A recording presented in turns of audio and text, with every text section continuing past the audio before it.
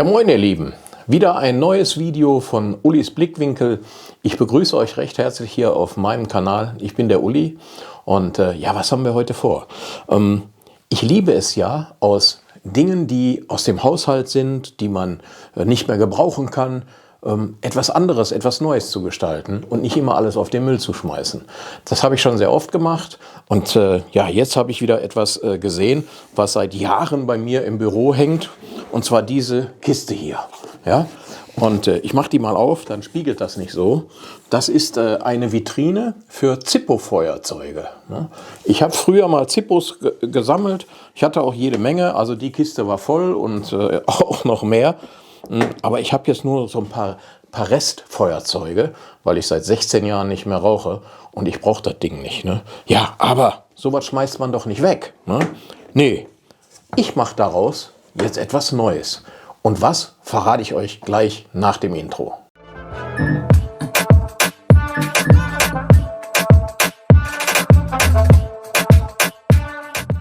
Ja, da bin ich wieder. Ne? So, das tun wir mal raus. Ich habe das jetzt nur mal drin gelassen, damit ihr seht, was eigentlich das für ein Teil ist. Und ich habe hier auch schon mal angefangen. Das ist eine Matte. Ja, die ist hier so mit Selbstklebemittel. Ist die hier dran. Ich würde die natürlich gerne hier versuchen abzumachen, ohne die kaputt zu machen. Eieiei. Das wird aber nicht funktionieren. Na, dann ist das halt so. Das ist richtiger Powerkleber.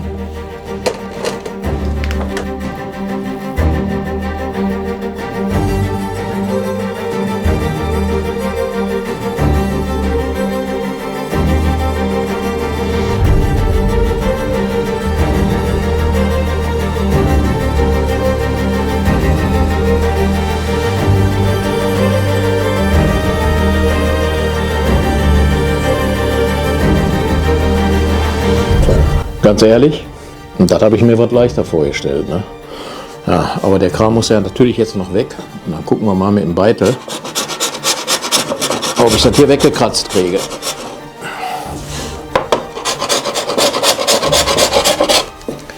Ich mache das jetzt sauber und dann melde ich mich später.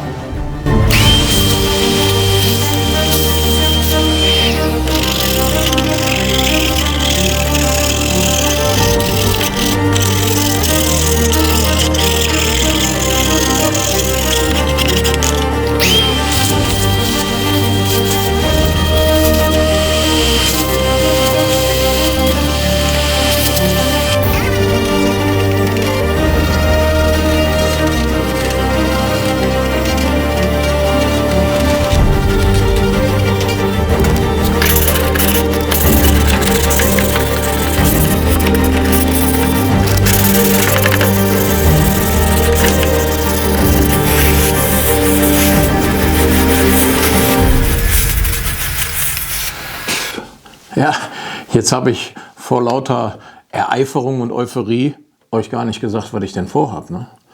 Ja, ich sag mal, das ist ja wirklich ein schönes Kistchen. Und warum soll ich jetzt das Rad neu erfinden? Ich habe immer mal überlegt, wo tue ich denn meine Fräser hin? Ja, hier habe ich die guten Nutfräser von ENT. Dann habe ich hier den, ich sage dazu immer so, die Anfängerbox, ne, von Bosch. Und dann habe ich ja hier einige Fräser. Und da habe ich jetzt geguckt, ob die hier reinpassen. Und die passen hier genau rein, also von der Höhe. Ne? Das würde also wunderbar funktionieren. Natürlich will ich nicht die Kiste da reinmachen, ne? Sondern ich habe mal geguckt, ich habe hier so Reststreifen und da denkt man dann immer wieder, ne, ja, siehste, gut, dass ich das nicht weggeschmissen habe. Ne? Hieraus mache ich jetzt, ich denke mal so 3 Etagen, 1, 2, ja, 3 Etagen, wo ich meine Fräser alle rein machen kann. Ne? Das muss aber ganz genau gemacht werden, weil das ist so von der Höhe hier diese Innenhöhe, ich halte das mal hier so dran, das funktioniert so gerade eben. Aber das ist auch der dickste. Die anderen sind ja nicht so dick. Ne? Damit ich auch die Vitrine für die Fräser wieder zukriege und dann ist die schön staubsicher und staubdicht ist die dann, hier sind die Sachen drin. So, jetzt muss ich aber erstmal die Querleisten sägen, dann aufteilen, wo ich die Löcher mache. Ich denke 8 mm. Und dann schauen wir mal. Und dann soll das Ding natürlich optisch auch noch schöner werden. So, und dann wollen wir doch mal messen.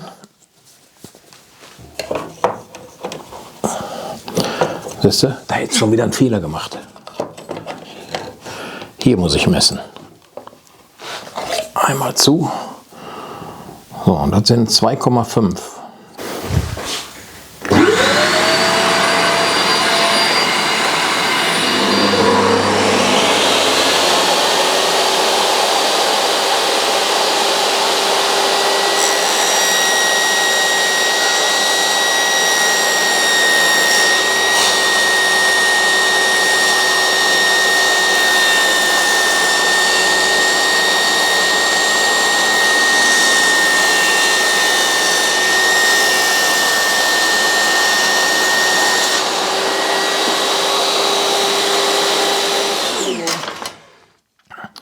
So, ich würde sagen, das passt ja wie angegossen. Einmal, zweimal, dreimal. Machen wir den mal da oben hin und den hier hin. So.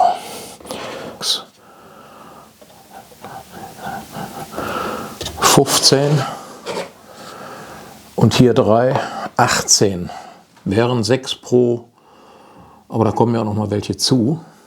5, 6, 7.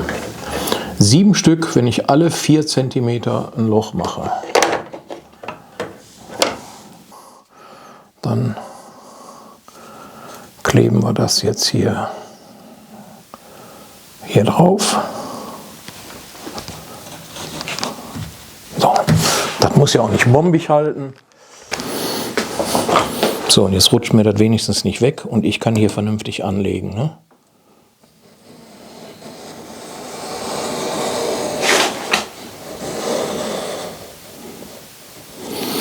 So. Und das machen wir jetzt mit den anderen beiden auch.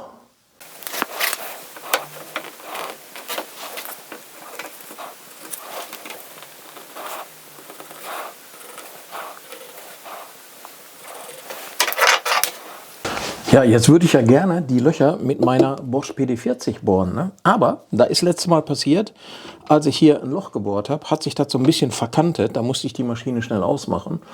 Dann beim zweiten Mal hat es geklappt. Ich habe aber danach den Bohrer nicht direkt rausgeholt. Und jetzt,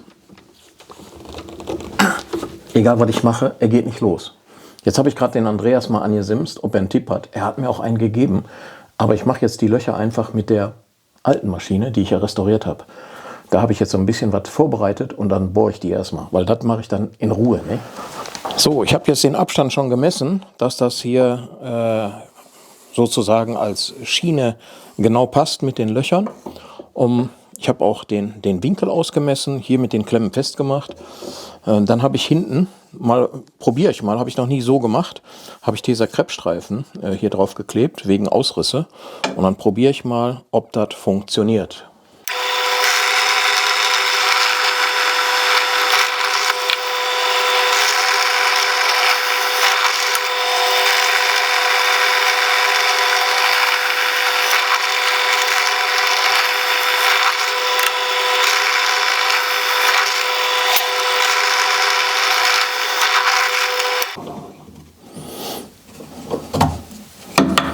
So, dann wollen wir den jetzt mal abmachen und mal gucken, ob das geklappt hat hier. Nee. So, ich habe jetzt Folgendes gemacht. Ich habe mit einem kleinen Bohrer hier bin ich durchgegangen und damit ich von beiden Seiten bohren kann. Da habe ich meine guten alten Bohrer genommen, weil mit dem anderen Bohrer, den ich Holzbohrer hatte, waren auch wieder Ausrisse da. Ich zeige euch das mal. Also hier waren die Ausrisse vom normalen Bohrer, ich weiß gar nicht, welche Marke das war. Und dann habe ich die Alpenbohrer genommen, die wesentlich besser sind. Und worauf ich geachtet habe, ich habe sofort die Geschwindigkeit auf volle Suppe gemacht und auch dann erst durchgebohrt, dass der sehr schnell dreht. Und hier waren dann wesentlich weniger Ausrüster, also fast keine mehr. So, und dann habe ich jetzt den Bohrer hier angesetzt, habe da gebohrt, auf der anderen Seite gedreht, gebohrt, keine Ausrisse, super, und so geht es.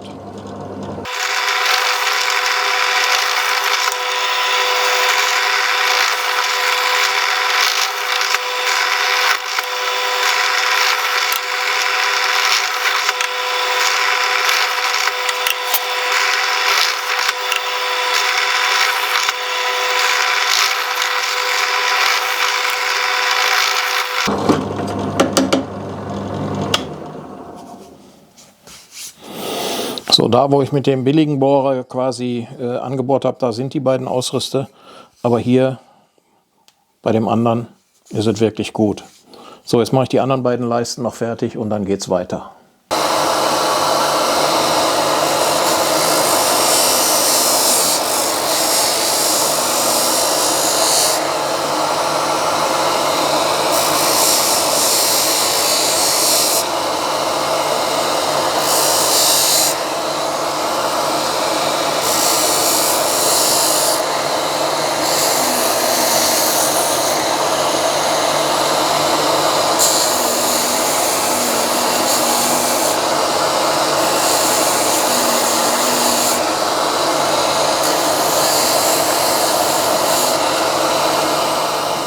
So, das hat jetzt gut geklappt und ja, ich bin damit zufrieden.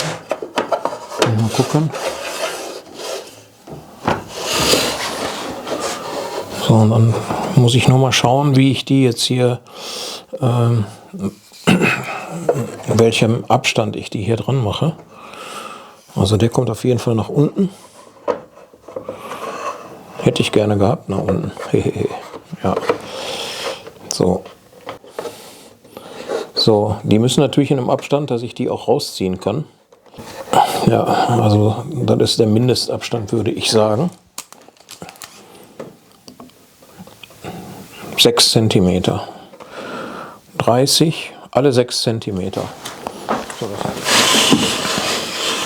So, die habe ich jetzt schon mal so geschliffen, dass die einwandfrei da reingehen. Und zwar habe ich das mit meinem Akkuschrauber gemacht und habe hier so einen Aufsatz drauf gemacht. Der ist ja wahrscheinlich für Stein oder für, keine Ahnung, wofür man den normalerweise benutzt, ist mir aber auch Latte. Und hier funktioniert das jetzt sehr gut. Bei allen flutscht das also richtig gut. Ne? Ja. So, dann kann der im Grunde jetzt hier hin. Und zwar, ich habe gesagt, 6 cm. Und da werde ich den dann befestigen und dann die beiden auch noch. Aber da muss ich die erst noch fertig schleifen. Ne? So, die Löcher sind jetzt groß genug. Und jetzt mache ich die alle im gleichen Abstand, will ich die jetzt hier dran leimen. Und dafür habe ich den Schleifklotz vom Leimi. Ne? Der ist mit Sicherheit 100%ig rechtwinklig. Und dann nehme ich den als Abstandshalter. So, dann wollen wir jetzt mal den Leim drauf machen.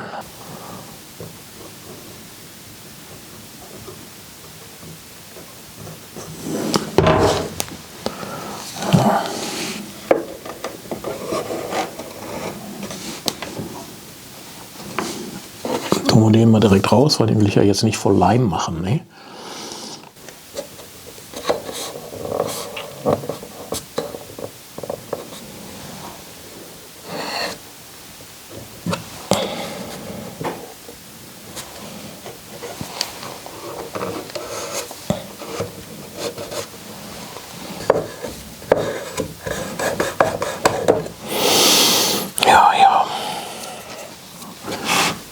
So, ich würde sagen, jetzt lege ich hier mal ein Gewicht drauf und dann lasse ich das mal die Nacht trocknen und morgen mache ich den Rest. Aber für euch nach dem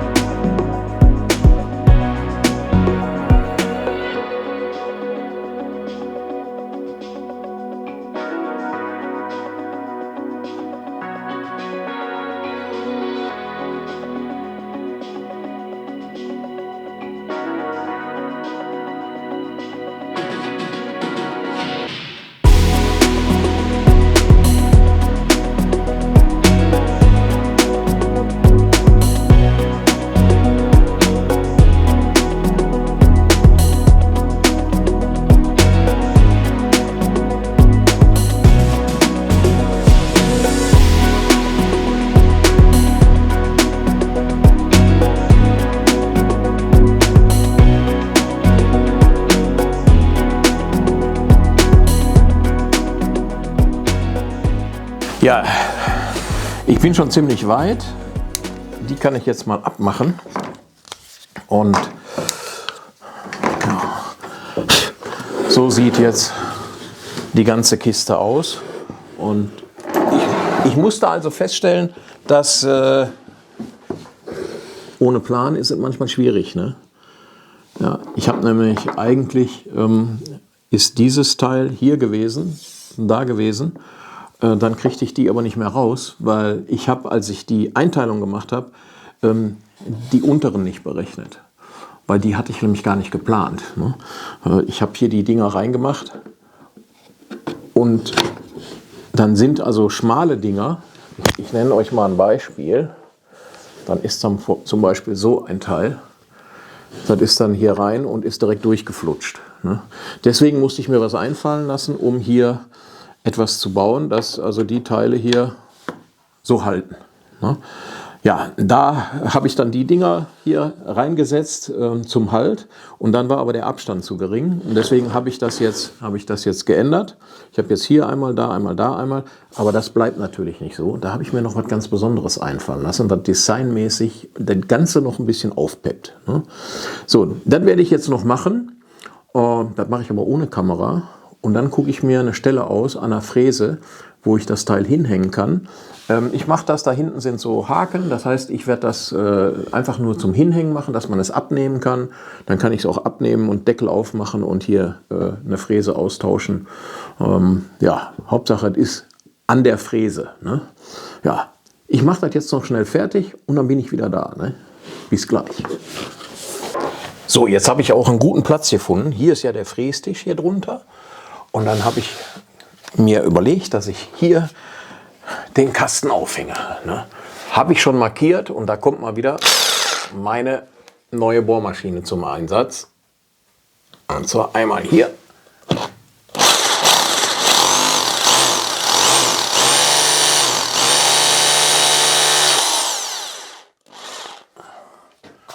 So, und the next one.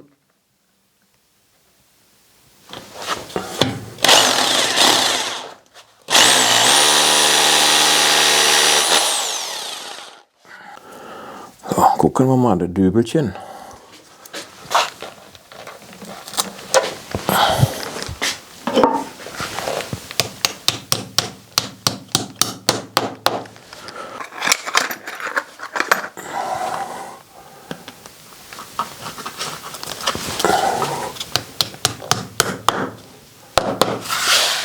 So.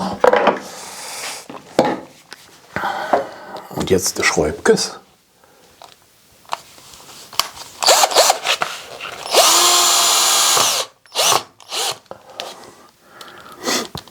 One.